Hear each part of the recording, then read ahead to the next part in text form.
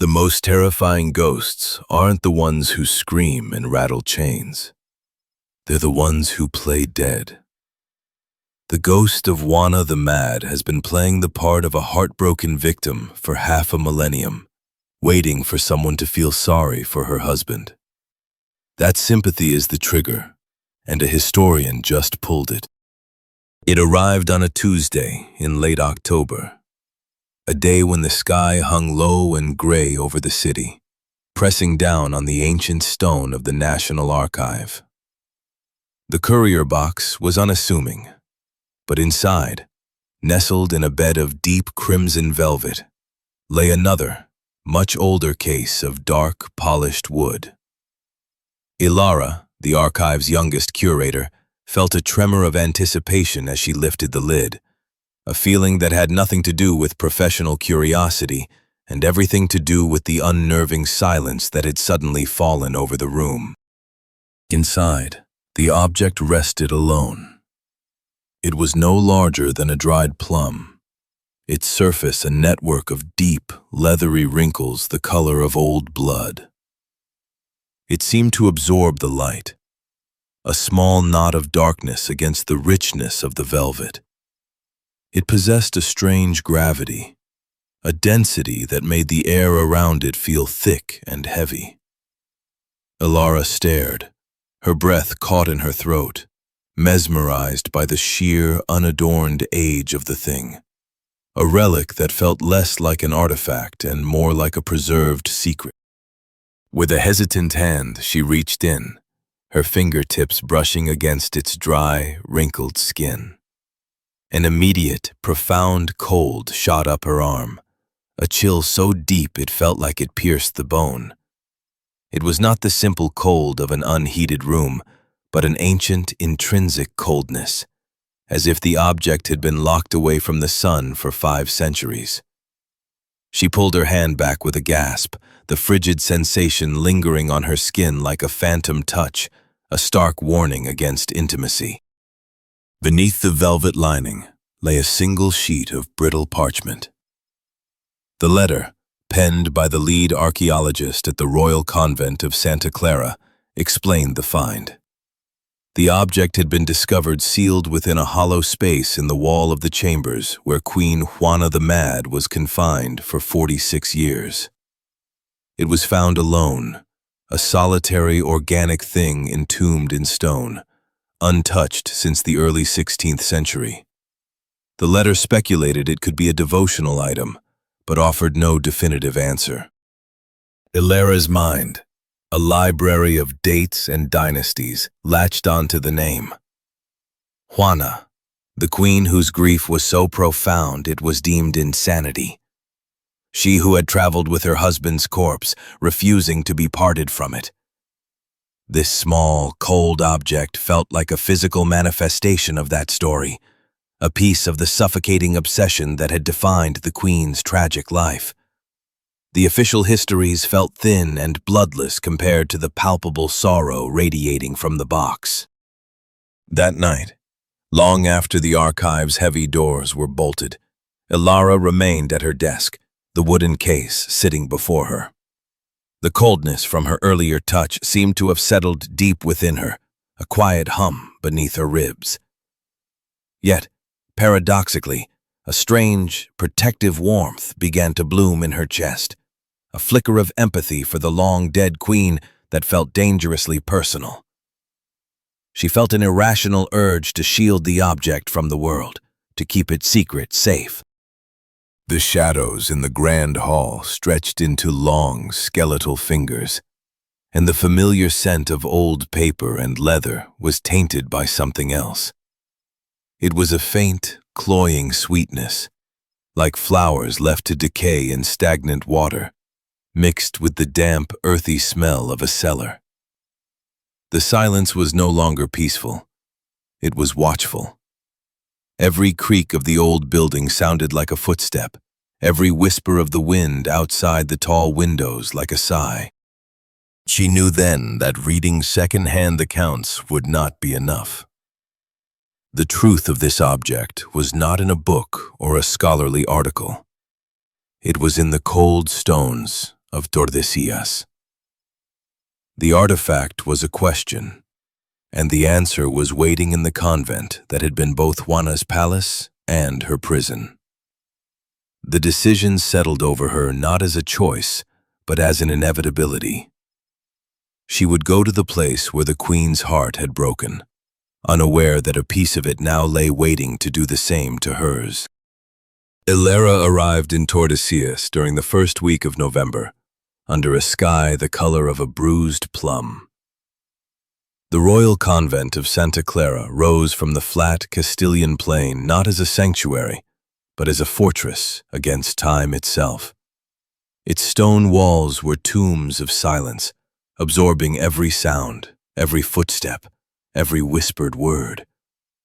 The air inside was frigid and still, thick with the weight of 500 years of unspoken prayers and unshed tears. Her small room, once a nun's cell, overlooked a cloistered courtyard where a single skeletal tree reached for the indifferent sky. She placed the small wooden box on her bedside table, its dark presence a stark contrast to the whitewashed walls. The desiccated object within seemed to pulse with a cold that seeped into the very plaster, making the room feel degrees colder than the rest of the ancient building. It was a constant, silent companion in her work. Days were spent in the archives, a cramped room smelling of brittle parchment and the faint, acidic scent of decaying ink. She pored over the Queen's household accounts, physicians' notes, and the frantic letters sent by her custodians to the Emperor. The pages documented the slow, agonizing erosion of a monarch's mind, a descent into a grief so profound it swallowed her world whole. Hilera's notes were meticulous, her focus absolute, yet a strange sorrow settled in her bones. At night, the convent transformed. The silence grew teeth, and the long, vaulted corridors seemed to stretch into infinity, their darkness absolute. Hilera would sit with the small, wrinkled object in her palm, the deep, intrinsic cold a familiar sensation now. It was in these quiet moments that the empathy she had felt before began to shift, to sharpen into something more acute, a feeling of shared loss that felt unnervingly real, a phantom limb aching for a body it never belonged to. The scent returned, stronger here than it had been in the city archive. It would drift into her cell at odd hours, a cloying sweetness of lilies on the verge of rot, laced with the damp, loamy smell of a freshly turned grave. She would search for the source, checking the courtyard for decaying flowers, the hallways for damp. But there was never anything. The odor was an invisible tide, ebbing and flowing with an unknowable rhythm, a perfume of death and devotion. Her research began to drift from its intended course. The meticulous records of Juana's long confinement grew tedious, the details of her madness repetitive. Instead, Hilera found her fingers tracing the name of the Queen's husband, Philip the Handsome, wherever it appeared. She sought out his letters, his descriptions, the inventories of his fine clothes. His ghost, arrogant and beautiful, began to eclipse the sorrowful specter of his wife. A profound, irrational ache started in her chest whenever she read his name. It was a bizarre form of grief for a man dead for centuries, a man known to history for his vanity and infidelity. Yet she felt a fierce, protective urge, a desire to defend his memory from the stain of his wife's suffocating obsession. The academic distance she had always maintained crumbled, replaced by an emotional investment that was both thrilling and terrifying. Then came the dreams. He would appear to her not as a figure on a tapestry, but as a man of flesh and blood. His hair the color of spun gold, his eyes chips of northern ice. He never spoke. He would simply stand across a vast, empty throne room, his gaze fixed on something beyond her. In these dreams, Ilara felt a love so ferocious it was a physical pain, a desperate, hopeless need to cross the marble floor and feel the warmth of his hand. She awoke from these nightly visitations with her heart hammering against her ribs, the phantom sensation of adoration clinging to her like a shroud. The world of the living felt gray and thin compared to the vibrant, emotional landscape of her sleep. The cold, wrinkled object on her nightstand seemed to mock her, a shriveled thing of the past, while the man it was connected to felt more alive than anyone she knew. Her focus in the archives became singular. She hunted for any mention of Philip, any scrap of his existence. She found a description of his final hours, the fever that took him in the autumn of 1506, and she wept, her tears staining the 500-year-old parchment. The sorrow was not for the mad queen left behind, but for the beautiful prince stolen from the world, from her, too soon. The convent no longer felt like a place of historical study. It felt like a shrine, and she, its sole worshipper. The cold from the artifact was a constant presence, a holy chill that reminded her of her purpose. The scent of grave mold and lilies was his scent, the aroma of his tomb, a place she now felt an overwhelming need to visit. The obsession was complete. A silken cord wrapped tight around her mind, pulling her deeper into a story that was no longer Juana's, but her own. The academic empathy Ilara had once felt for the forgotten queen curdled into a quiet, simmering resentment. Juana became a rival, a ghost whose grief was an obstacle, a shrill and unending complaint that stood between Ilara and the object of her new, fierce affection. The queen's name in the manuscripts became an irritation, her documented sorrows a tedious distraction from the far more compelling tragedy of a handsome king struck down in his prime. The obsession had chosen its true subject. Her reflection in the wavy, ancient glass of her window became a stranger's. Her eyes, usually so sharp and analytical, were now clouded with a soft, mournful longing. She began to wear her hair in a severe, pulled-back style that mimicked the portraits of the 16th century court, a subconscious act of homage. She was no longer a historian studying a period. She was a woman in mourning, pining for a love she had discovered 5 centuries too late. The dreams of Philip grew more vivid, more possessive. She no longer saw him from across a throne room. Now she stood beside him, her hand almost brushing his velvet sleeve. The scent of cold stone and something metallic, like blood, filling the air. He remained silent, his icy gaze fixed forward. But she felt his presence as a physical weight, a magnetic pull that dominated her sleeping world and left her waking hours feeling hollow and incomplete. Her work in the archives ceased to be research. It became a frantic, desperate search for him. She ignored volumes detailing the political machinations of Juana's father and son, casting them aside to find any mention of Philip's favorite horse, his preferred wine, the color of his coronation robes. Each tiny, mundane detail was a treasure, a piece of him she could claim for herself, hoarding them like a dragon's gold against the encroaching emptiness of the present day. The scent of grave mold and lilies became a constant companion, a perfume she no longer questioned. It clung to her clothes, her hair, her skin. The few remaining nuns in the convent's active wing began to watch her with wary eyes, their quiet greetings in the hallways becoming clipped and suspicious. They smelled the decay on her, the aroma of a tomb that had been opened, and they crossed themselves as she passed, whispering prayers for a soul they believed was already lost. One afternoon, a visiting friar, a kind man with gentle eyes, stopped her in the cloister.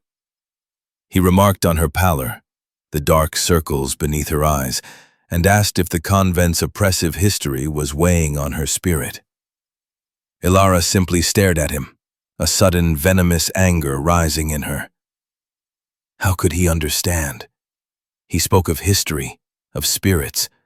He could not comprehend the vibrant, immediate reality of her love, of her loss. She turned from him without a word. The small, mummified object was no longer kept in its box. She carried it with her constantly, wrapped in a silk handkerchief in her pocket. Its unnatural cold was a comfort, a direct physical link to him. Holding it, she felt closer to Philip, as if the preserved piece of his dead heart could somehow bridge the chasm of centuries. It was a holy relic in a religion of two, one worshipper and one silent, beautiful God. The possessiveness that had taken root in her mind began to bloom into a dark and chilling fantasy. She imagined herself at his side, a queen more worthy than the madwoman who had clung to his coffin. She would have been a better wife, a stronger partner. She would have understood his ambition, his desires. Her love would have been a fortress for him, not the suffocating prison Juana had made of hers. The delusion was a warm, intoxicating poison. She began speaking to him in the echoing silence of her cell at night. She would whisper her thoughts, her discoveries, her adoration into the darkness, addressing the empty space beside her as if he were truly there. She told him of her dreams, of her devotion, of the foolishness of the world that had forgotten his brilliance and remembered only his wife's insanity. These one-sided conversations were the most meaningful connections she had ever known. Her world had shrunk to the cold stones of the convent, the brittle pages of the archive, and the all-consuming ghost of a long-dead king. The lines between past and present, between sanity and obsession, had dissolved completely. She was adrift in a sea of history, clinging to the wreckage of a forgotten love story, unaware that the tide was pulling her not toward a phantom lover, but toward the patient, waiting architect of her ruin. A sound, thin as a spider's thread, pulled Ilara from a fitful sleep. It was not a creak of old wood or the sigh of the wind, but a silken rustle, the whisper of heavy fabric being dragged across cold stone. The air in her cell was glacial, the familiar scent of lilies and grave mold so overpowering it was almost suffocating. Her heart hammered against her ribs, not with fear, but with a sudden electric anticipation. He was here. He was close. She rose from her bed, her movements fluid and silent, as if in a trance. She did not bother with a lamp. The moonlight pouring through the high convent windows was unnaturally bright, casting the long, vaulted corridors in a stark palette of silver and black. The rustling sound continued, a faint, constant whisper drawing her forward, pulling her deeper into the sleeping heart of the ancient building. Every instinct, academic and personal, screamed at her to turn back, but a stronger, deeper current had her in its grip. The scent of decay grew stronger with every step, a physical presence in the air. It led her down hallways she had only seen in daylight, past locked doors and shadowed archways, toward the secluded wing where Queen Juana had spent her final, lonely decades. The air grew perceptibly colder here, the stone floor leaching warmth from the soles of her bare feet. The moonlight did not seem to penetrate this section, and the darkness ahead was absolute, a solid wall of black. She stopped at the threshold of Juana's former chambers. The heavy oak door, which she knew had been sealed for renovations, stood slightly ajar, a sliver of impossible light leaking from within. The rustling had stopped, replaced by a silence so profound it seemed to have a weight of its own. It was a listening silence, expectant and ancient. With a trembling hand that did not feel like her own, she pushed the door open and stepped inside. The room was larger than she had imagined, and starkly empty, save for the dust of ages.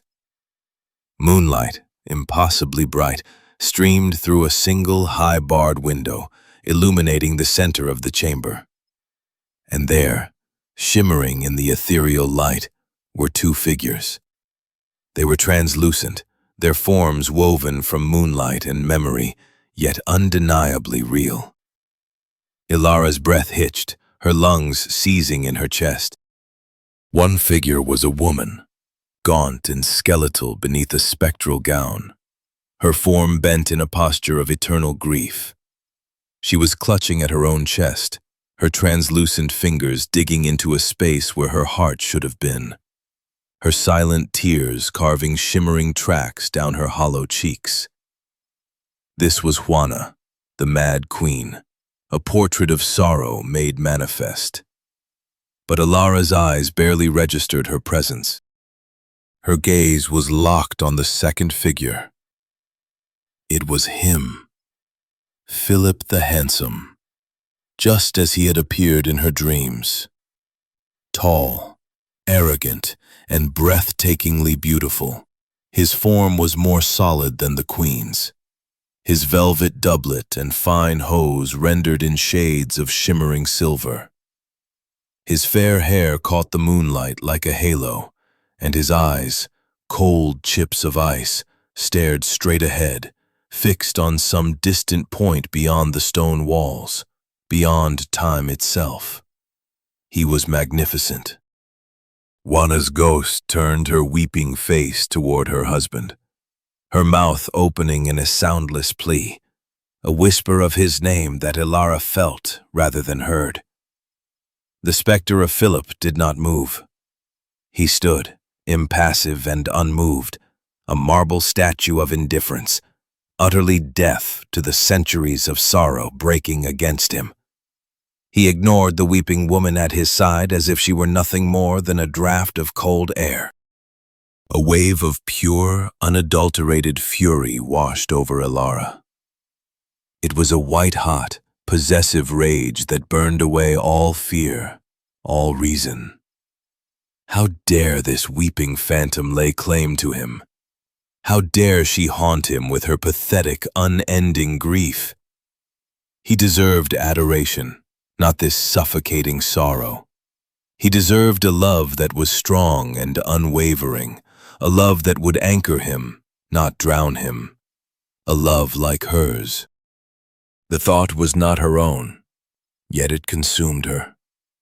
It rose from the depths of the obsession that had been cultivated within her, a monstrous bloom fed by lonely nights and historical whispers. In that moment she was not Ilara, the historian. She was a rival, a contender for the affections of a ghost. She felt a desperate, overwhelming urge to prove her worth, to offer this beautiful, tormented man the devotion his mad wife never could. She saw it all with perfect, insane clarity. Juana's love was a sickness, a selfish, grasping thing that had followed him even beyond the grave. Her own love was pure, a selfless flame of admiration. She would be his salvation. She would free him from this spectral prison, from this eternal, weeping companion. She would give him the peace he had been denied for 500 years. The thought was a heady, intoxicating poison, and she drank it down without hesitation. Her mind was no longer a vessel for her own thoughts, but a stage upon which a 500-year-old drama was reaching its climax. The rational historian was gone, a silent prisoner in the back of her own skull, watching in horror as this new, obsessive persona took control. She turned from the spectral tableau, her movements driven by a will that was not her own, and glided back through the frigid, silent corridors of the convent. There was no hesitation, no second thought. Her purpose was singular and absolute. She returned to her small, cold cell, the moonlight following her like a spotlight. The wooden box sat on her bedside table, a dark, patient presence in the gloom. She lifted the lid, her fingers steady, her heart a frantic drum against her ribs, beating a rhythm of adoration and triumph. This was the key. This was the final act. She reached in and took the cold, hard object into her palm. She knew now, with a certainty that defied all logic, precisely what it was. It was not a devotional relic or a strange, organic curiosity. It was a piece of his heart, the embalmed, mummified fragment that Juana had supposedly carried with her, a physical anchor for her unending grief. But in Ilara's hand, it felt like something else entirely. A promise, an offering, a testament to a love far greater than the Mad Queen's. She did not bother to wrap it in the silk handkerchief this time. She held it openly, its profound, ancient cold a familiar and welcome sensation against her skin. It felt like a part of her, a missing piece she had only just discovered. Cradling the relic, she retraced her steps through the convent, a high priestess returning to the altar, her mind ablaze with a singular, ecstatic purpose. She would offer him the heart his wife could only cling to. Returning to the chamber, she found the scene unchanged. The two spectral forms stood frozen in their eternal, silent conflict, the weeping queen and the indifferent king. The air was thick with the scent of lilies and rot, a perfume of death that now smelled to her like a sacred incense. She took a deep breath, the cloying sweetness filling her lungs, and stepped across the threshold, her bare feet silent on the dusty stone floor. She ignored the weeping queen completely, dismissing the ghost with a contemptuous glance. Juana was a footnote, a pathetic creature of the past whose time was over. Ilara's eyes, her heart, her entire being were focused only on Philip. He was a pillar of silver light, a monument of cold, masculine beauty. The love she felt for him was a physical force, a tidal wave of adoration that threatened to pull her under, and she surrendered to it gladly. With trembling hands, she held out her offering. The small, dark, wrinkled piece of his heart rested in her palm, a stark, physical object in a room of ghosts and moonlight. It was a bridge between worlds, a tangible piece of his mortal life brought into his spectral present. This, she thought with a surge of triumphant joy, was the proof of her devotion. This was the gift that would finally capture his attention, that would finally make him see her. She took another step closer, her arm outstretched, her gaze locked on his beautiful, impassive face. "For you," she whispered, the first sound to break the chamber's 500-year-old silence. Her voice was a raw, desperate thing, full of a longing so vast it felt infinite. "A heart that will love you properly, a love that will not cage you." She was offering not just the relic, but herself, her soul, her sanity, all laid bare before this magnificent, silent ghost. The specter of Philip the Handsome did not turn. His cold, ethereal eyes did not flicker in her direction. His perfect, chiseled face remained a mask of regal indifference, his gaze still fixed on that unknowable point beyond the walls. He was as unmoved by her grand gesture as he had been by his wife's endless tears. The silence that followed her whispered words was a crushing, absolute void. A sliver of doubt, cold and sharp as a shard of ice, pierced the warm fog of her obsession. Disappointment, swift and brutal, crashed down upon her. He hadn't seen her. He hadn't acknowledged her sacrifice. The triumph curdled into a familiar, bitter ache, the same desperate, unrequited longing she had read about in Juana's story. For a horrifying, fleeting moment, she saw her reflection in the weeping queen's spectral form. The ghost of Philip the Handsome did not turn. His cold eyes did not acknowledge her. His perfect, chiseled face remained a mask of regal indifference, his gaze still fixed on that unknowable point beyond the walls. The silence that followed her whispered words was a crushing, absolute void, a vacuum that sucked all the triumphant warmth from her body, leaving behind only a brittle, hollow shell. The grand gesture had fallen upon nothing. Then, a change. It was not a movement, but a cessation of one. The soundless weeping, the constant, sorrowful tremor that had defined the queen's spectral form, stopped. The profound silence in the room deepened, becoming something else entirely, not empty, but watchful. The absence of the queen's grief was 1,000 times more terrifying than its presence had ever been. It was the sudden stillness of a predator that has spotted its prey. Slowly, the ghost of Juana raised its head. The agonizing sorrow in its face did not fade. It dissolved, melting away like a cleverly crafted mask to reveal the true face beneath. The hollow cheeks filled out, the weeping eyes sharpened into points of ancient, triumphant cunning. The bent, broken posture of a victim straightened into the regal, unwavering stance of a monarch in absolute control. This was not a mad woman. This was a queen. And in that instant, the obsessive love in Alara's chest vanished. It did not fade. It was extinguished, snuffed out like a candle flame, leaving behind an acrid smoke of terror and the iciest dread she had ever known. The warmth, the adoration, the fierce possessive need for Philip, it was all gone, revealing the cold, hollow space where her own will had once resided. It had never been her emotion. It had been an infection, a parasite. She understood, in a single, heart-stopping moment of absolute clarity. The heart was not a relic of love. It was bait. The entire tableau was a performance, a 500-year-old play staged for an audience of one. Juana's eternal grief was not a curse she endured, but a trap she set.